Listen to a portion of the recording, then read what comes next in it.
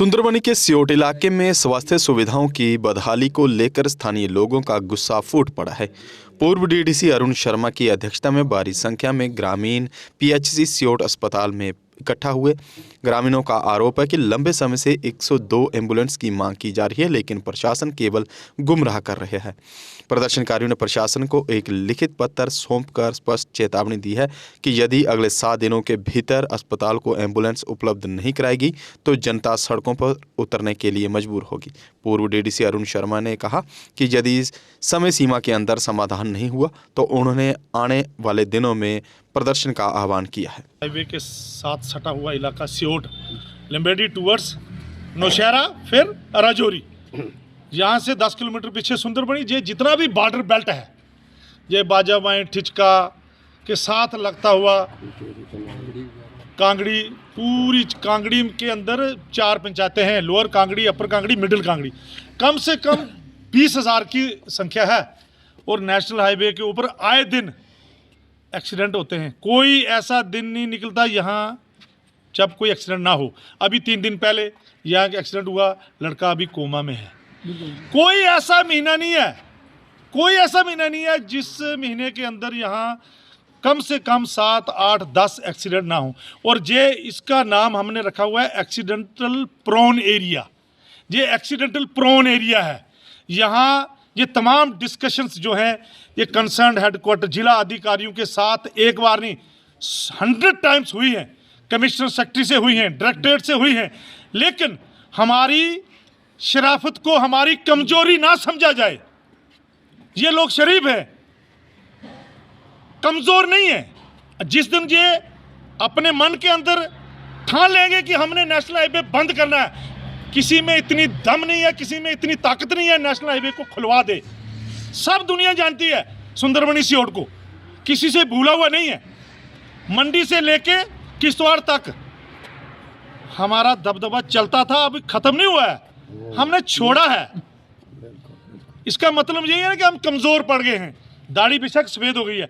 ये एम्बुलेंस यहाँ पे ये एक्सीडेंटल प्रोन एरिया होने के बावजूद डायरेक्टरेट ऑफ NRHM, वो कंसर्न जो डायरेक्टर हैं वो हमारे छोटे भाई हैं और वो सन ऑफ साइल हैं, उनकी डायरेक्शन पे यहाँ से एम्बुलेंस उठाएगी।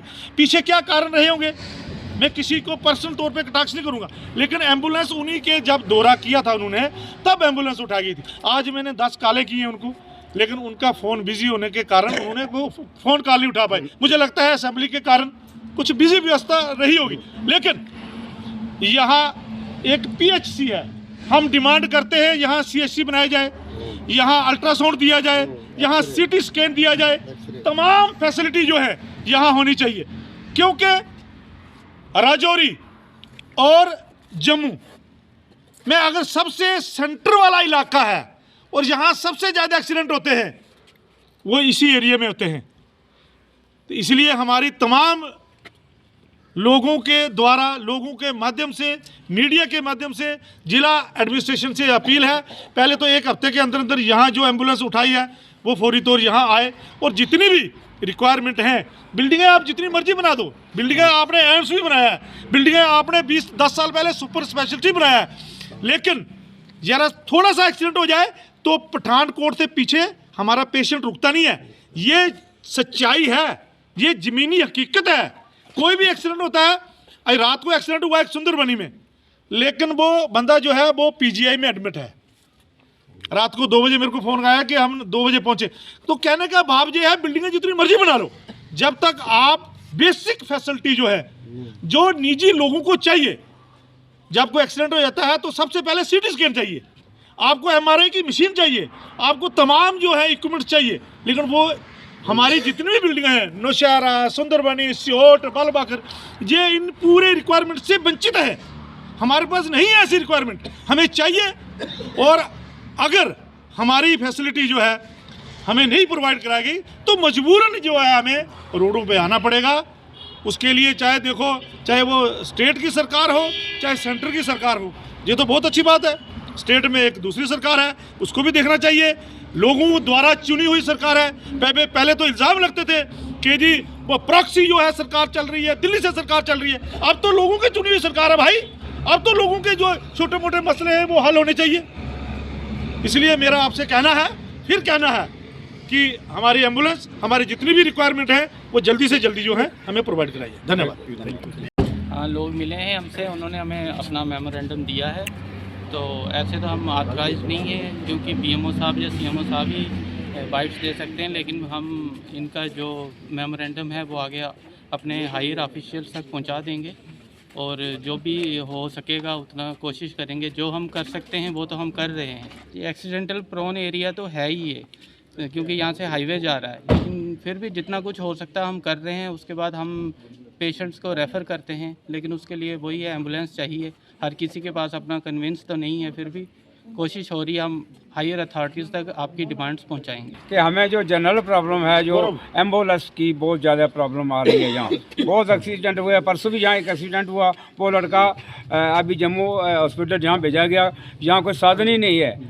और भी यहाँ इतनी बड़ी बिल्डिंग बनी हुई है जहाँ, इसमें कोई रिक्वायरमेंट्स जितनी भी हैं बहुत कम है। कोई रिक्वायरमेंट जहाँ नहीं है, ना कोई यहाँ लेबोरेटरी सही है, ना कोई अल्ट्रासाउंड का कोई यहाँ साधन है, किसी किस्म का भी यहाँ कोई साधन नहीं है। एक डॉक्टर साहब हैं जो बेचारे आते हैं अपने टाइम से जाते हैं। स्टाफ को हम गवर्नमेंट से अप्लाई करेंगे कि हमारा जो स्टाफ है यहाँ सियोड़ में, स्टाफ को पूरा किया जाए, जो हमारी रिक्वायरमेंट्स हैं वो पूरी की जाएँ। ये नहीं कि एक एम्बुलेंस आ जाएगी तो बस सब काम हो जाएगा, वो नहीं है। सभी रिक्वायरमेंट जैसे कि अल्ट्रासाउंड हो गया या वगैरह लेबोरेटरी हो गई या कुछ ऐसा ब्लड टेस्ट करना है, किसी का टेस्ट करना है, ये हम गवर्नमेंट से रिक्वेस्ट करेंगे कि ये सारी रिक्वायरमेंट जो हमारी हैं ये पूरी की जाएँ यहाँ सियोट में।